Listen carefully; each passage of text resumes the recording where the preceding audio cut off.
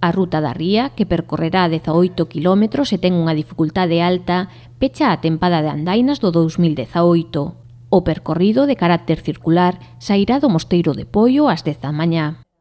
Vai a sair do Mosteiro de Poio e vamos a ir en dirección Monte Castrove, co cal, pois todos os participantes van a coñecer unha zona de Poio, como pode ser, empezamos Arís, o Sartal, vamos a chegar a Río Mouro. Unha vez que cheguemos ao Castrove, vamos a ir ata o Mirador, onde está a caseta forestal. Ali se dará a volta e se voltaremos por outra zona de Poio que colle pois a Ucha, San Martiño, ata desembocar novamente no Mosteiro de Poio. O programa Poio Móvese comezou en abril ca Ruta da Memoria. Chegou ata o bosque de Secuoias, deu a coñecer os muiños do concello e retomou camiño despois do Brán ca Ruta da Arte dende os petróglifos da Caeira. En total percorréronse 62 km en 5 andainas, con moi boa acollida, sobre todo nas rutas de maior dificultade.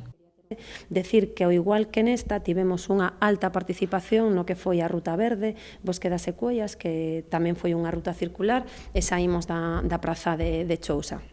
Dentro da valoración sí que nos está quedando bastante claro que o que busca un pouco o público son rutas de dificultade alta. Logo, por exemplo, na Ruta da Memoria, que foi a primeira, que era unha ruta máis lineal, unha ruta máis doada, tamén tivemos participación, pero sí que hai que resaltar as dúas rutas onde pois máis xente quixo participar. Ademais da compoñente deportiva, Poio Móvese ten como obxectivo dar a coñecer o patrimonio do concello para que actúe como reclamo turístico.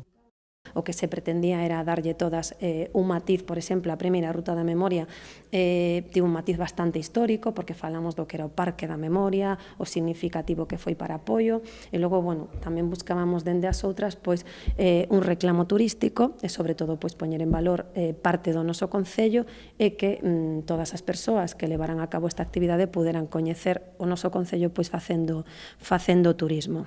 Hoxe é o último día para anotarse na Ruta da Ría. Pódese facer a través do correo electrónico deportes.poiomóvese@concellopoio.gal. Polo momento a acollida está a ser moi boa, con 226 persoas xa rexistradas. A actividade é de balde e contará con 2 avituallamentos durante o camiño, ademais do situado na saída e chegada da ruta. Aqueles que teñan rexistradas na súa tarxeta do Poio Móvese 4 ou 5 andainas terán como agasallo un bastón. O que queríamos era que todas as persoas que cumplimentaron as 5 rutas tiñan un carné, ese carné se sellaba en cada vez que participabas nunha das rutas e ao final tiñamos un agasallo con eles que era como que leva o camiñante, ese bastón, que para facer senderismo e para seguir facendo moitas rutas máis. A concelleira de Deportes anunciou que agardan repetir esta actividade no 2019, con rutas máis longas e con maior dificultade, ca opción de facelas completas ou só algún tramo.